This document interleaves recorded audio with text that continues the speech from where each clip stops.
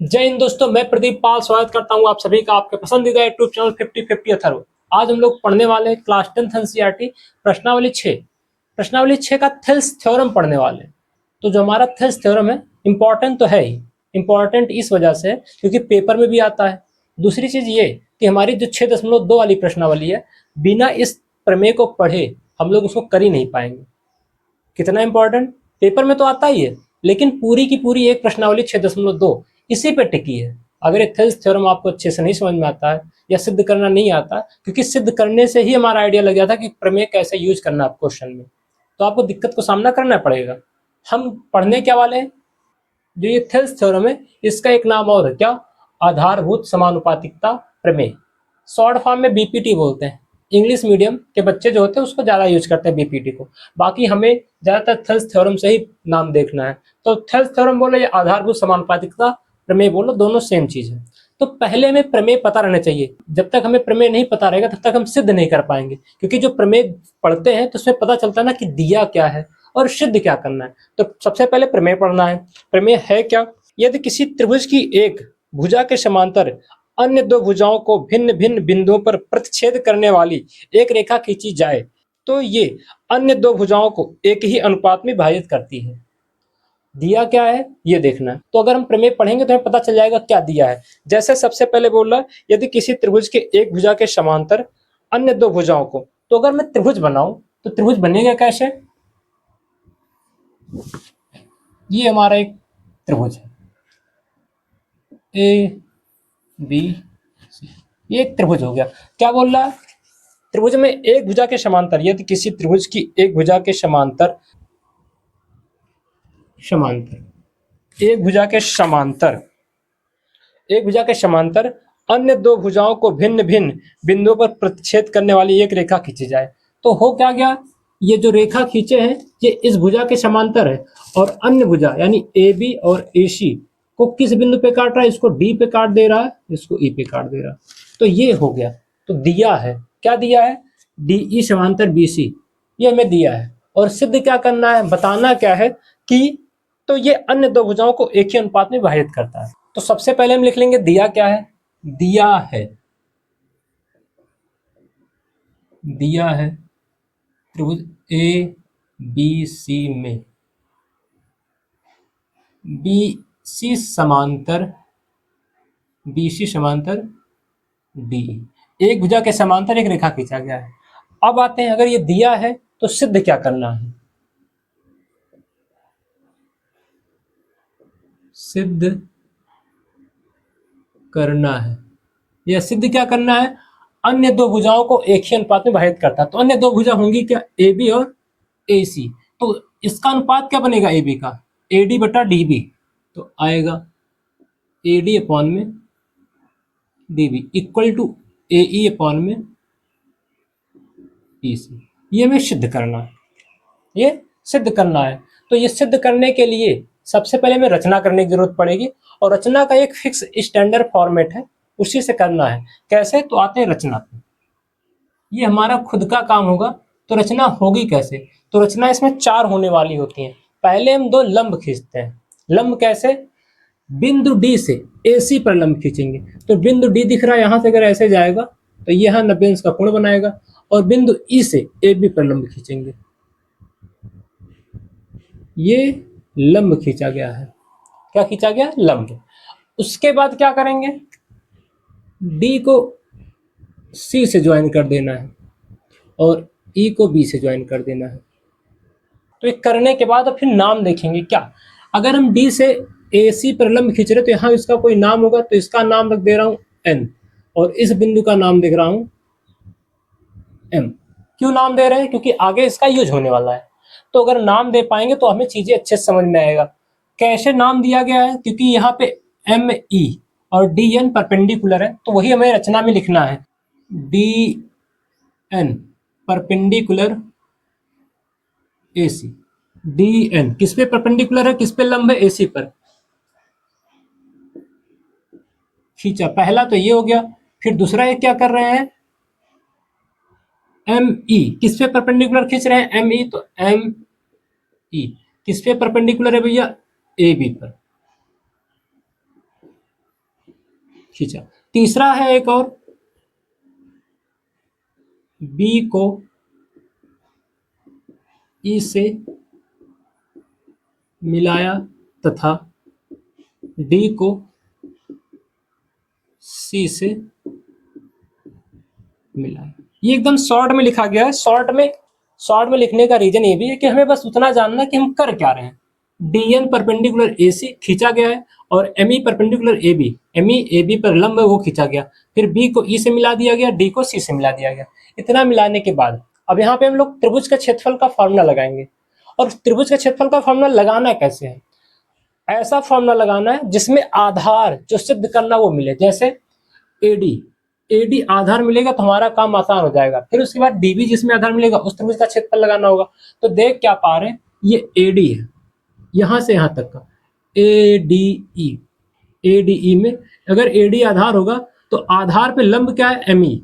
तो हमारा त्रिभुज का क्षेत्रफल का फॉर्मूला क्या लगता है, 1/2 आधार गुणे लंब। तो यही काम हमें करना है। तो आते भैया उपपत्ति पे। अब उपपत्ति क्या होगा उपपत्ति में, एडीई तो हो जाएगा त्रिभुज एडीई का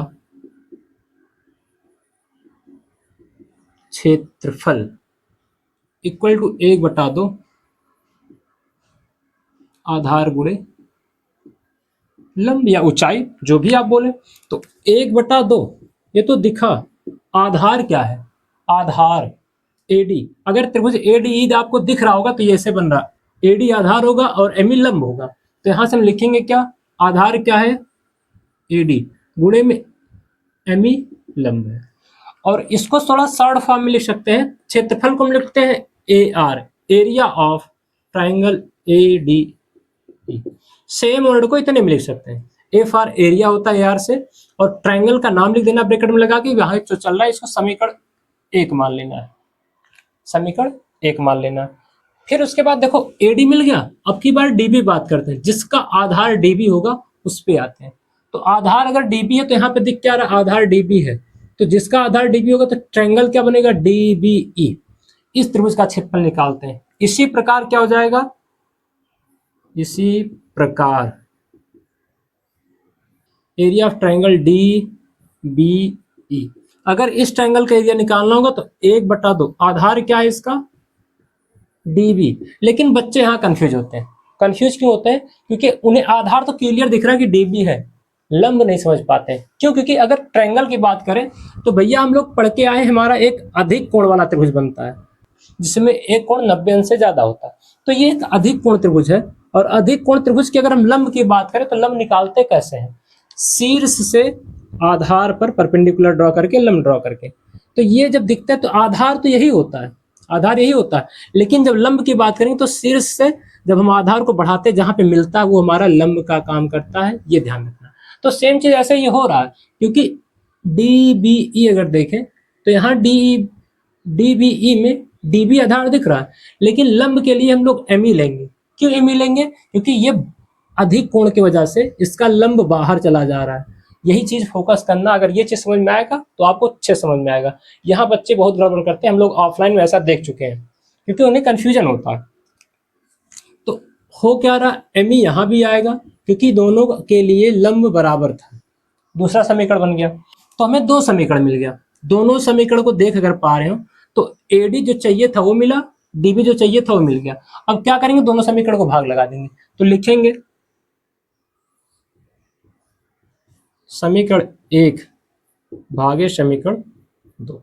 ये समीकरण 1 का समीकरण 2 से भाग दिया जा रहा है। और जैसे भाग देंगे तो लेफ्ट वाला लेफ्ट से भाग जाएगा, राइट वाला राइट से। भैया बाएं पक्ष का बाएं पक्ष में भाग देंगे, तो दाएं पक्ष का दाएं पक्ष से भाग देंगे। तो इधर वाला क्या बनेगा,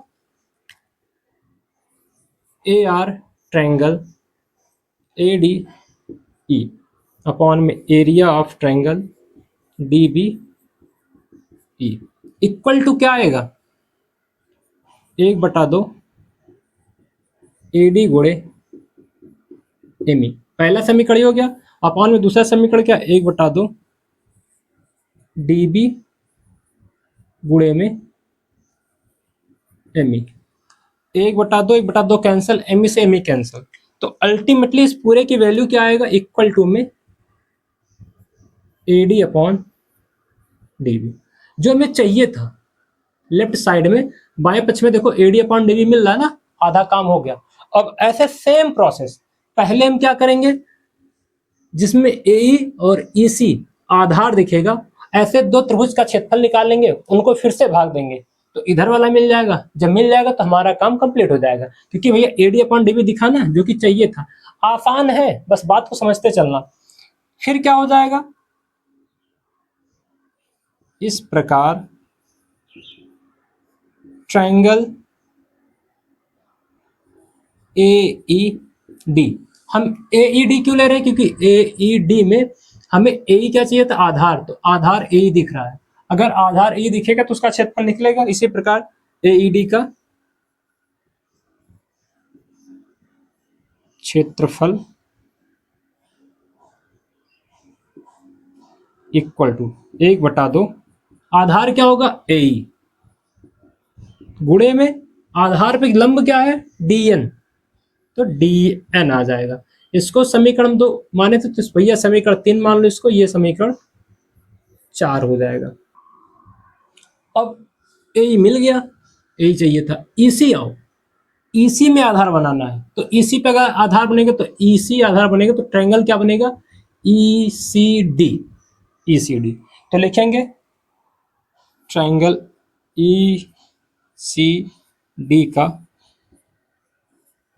क्षेत्रफल इक्वल टू 1/2, 1/2 के बाद आधार क्या होगा, EC, गुणे में अगर आधार ही होगा तो इसका लंब क्या होगा, DN होगा।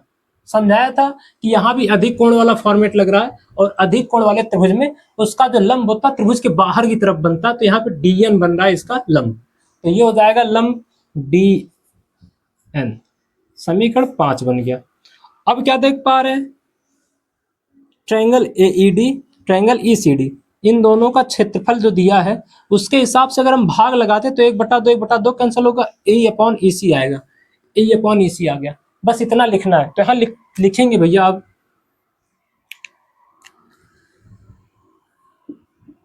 समीकरण 4 भागे समीकरण 5।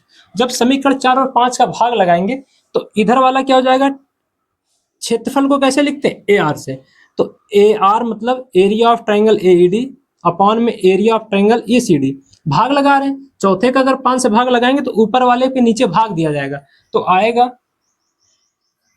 AR ट्रायंगल, किसका क्षेत्रफल ऊपर आएगा, AED का, अपॉन में AR ट्रायंगल ECD, तो हो जाएगा ECD। ECD आ गया। अगर इन दोनों का क्षेत्रफल निकला, अगर इन दोनों का क्षेत्रफल निकला, अनुपात निकालें, तो इधर वाला तो कैंसिल हो जाएगा, 1/2 कट जाएगा। सेम इसी प्रकार से ऊपर की तरह हो रहा है, AE अपॉन EC आ जाएगा, तो इक्वल टू में AE अपॉन EC आ जाएगा। ये हमारा समीकरण 3 बना था, ये 4 ये 5 तो हो जाएगा समीकरण 6। समीकरण 6 आ गया। हम अगर ऑब्जर्व करें तो हो क्या रहा, जो हमें चाहिए था, जो सिद्ध करना है, AD अपॉन DB, AE अपॉन EC, ये तो मिल गया, दोनों तरफ दिख रहा है, लेकिन इसको इक्वल कैसे करें भैया, जो चाहिए वो तो मिल गया ना, तो इक्वल कैसे करें, इक्वल करने का भी थोड़ा सा प्रोसेस है। हम एक चीज देखते हैं ना, अगर दो समीकरण हमारे पास चल रहे हैं, उन दोनों समीकरणों में कुछ एक साइड इक्वल हो जाए तो दूसरा साइड इक्वल कर देते हैं। जैसे अगर मैं बोलूँ x इक्वल टू 5 है और x इक्वल टू y है, तो आप बोलेंगे अगर x 5 है और x बराबर y है तो x का मान यहाँ रखो, y बराबर 5 मिल जाएगा। यही तो करते हैं ना, तो यही सेम चीज हम लोग समीकरण 6 और समीकरण 3 में करने वाले, सेम चीज करेंगे। तो करने का तरीका क्या होगा, पहले वो एक साइड इक्वल करके दिखाओ। तो मैं समीकरण 3 ले रहा हूँ अभी। समीकरण 3 में दिख क्या रहा, एरिया ऑफ ट्रायंगल ADE है कहाँ पे, ADE, ये ऊपर वाले त्रिभुज का क्षेत्रफल लिखा गया, तो ये आया था। फिर अगर इधर देखें तो यहाँ पे लिखा है ट्रायंगल AED, तो दोनों सेम ट्रायंगल को रिप्रेजेंट कर रहा है। ऊपर वाला जो है इसका ADE और इसका AED, दोनों एक ही ट्रायंगल को रिप्रेजेंट कर रहे हैं, यानी दोनों सेम वर्ड है, तो दिक्कत नहीं हो रहा है। लेकिन दूसरी बार अगर देखें तो है क्या, area of triangle DBE, DBE आ रहा है और यहाँ पे ECD आ रहा है। DBE आ कहाँ रहा है, जो तीसरे समीकरण में DBE आ रहा, आ कहाँ रहा है, DBE भैया ये बन रहा है इधर ऐसे DBE। तो ये क्षेत्रफल और उसके पोजीशन पे यहाँ क्या दिख रहा है, ECD, ECD। तो ये दोनों में कुछ मैच नहीं कर रहा है, मैच नहीं कर रहा। अब आता जो इधर लिखा हूं उसका यूज हो रहा है। कैसे यूज हो रहा है, एक ही आधार तथा दो समांतर रेखाओं के बीच स्थित त्रिभुजों के क्षेत्रफल बराबर होते हैं। क्या बोला मैंने, एक ही आधार, अगर हम दो त्रिभुज ऐसे ले, दोनों त्रिभुज का आधार समान हो, बराबर हो, आधार एक ही हो, तो वे त्रिभुज के क्षेत्रफल बराबर होते हैं। कब, जब वो एक ही समांतर रेखा में स्थित होते हैं। तो उस चीज को कैसे करना आप देखते हैं। अगर बोलूं मैं, तो मैं एक त्रिभुज बना रहा हूं, उसका आधार रख रहा हूं DE और यहां से एक लाइन बढ़ा दूं, इस लाइन का नाम दूं C। तो देख क्या पा रहा हूं, एक ट्रायंगल बना, क्या, DEC। ये क्षेत्रफल DEC का दिख रहा है और ऐसे फिर से यहां बढ़ा के ऐसे बना दूं, इसका नाम रख दूं B, नाम रख दिया। फिर बोलूं भैया जो ये आधार है, दोनों त्रिभुज का आधार सेम आ रहा ना, चाहे त्रिभुज BDE की बात करो चाहे त्रिभुज CDE की बात करो, दोनों का आधार D ही है। लेकिन एक चीज कंडीशन और अप्लाई कर दे, क्या, जो ये बिंदु B और C है, इनके शीर्ष है, और ये यानी BC और DE समांतर हो जाए तो दोनों त्रिभुजों का क्षेत्रफल बराबर होता है। ये क्लास 9 का थ्योरम था, अब कट गया है।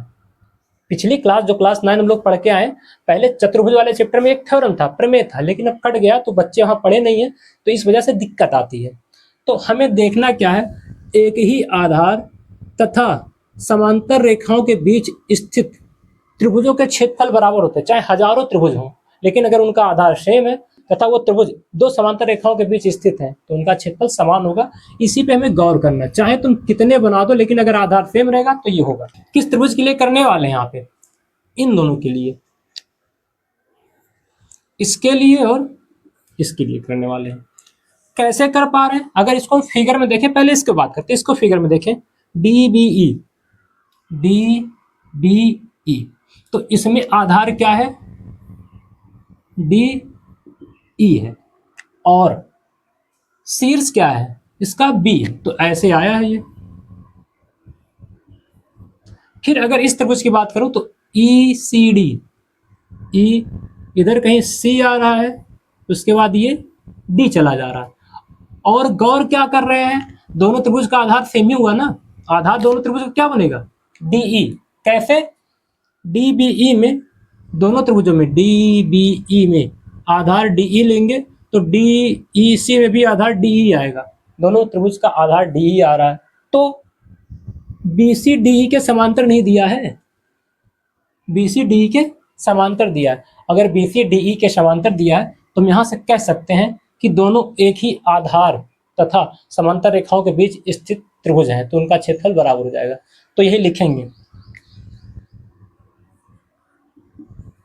चूंकि त्रिभुज DBE तथा त्रिभुज ECD एक ही आधार तथा समांतर रेखा के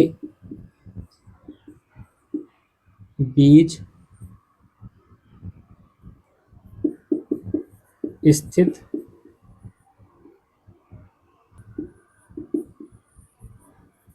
त्रिभुज है। अतः होगा क्या, इन दोनों का क्षेत्रफल बराबर हो जाएगा AR triangle DBE equal to AR triangle ECD। ये समीकरण 7 मान लेते हैं। इस प्रमेय की मदद से हम लोग दिखा दें कि दोनों त्रिभुज का क्षेत्रफल बराबर हो रहा है।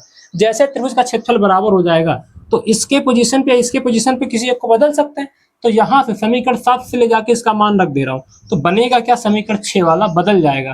किसमें, area of triangle AED upon area of triangle DBE। इसके पोजीशन पे DB रख दे रहा हूँ क्योंकि ECD के की वैल्यू क्या हो गई dB, तो इस CD के पोजीशन पे dB रख सकते, रख दिया। और राइट साइड वाला तो कुछ चेंज ही नहीं होगा। समीकरण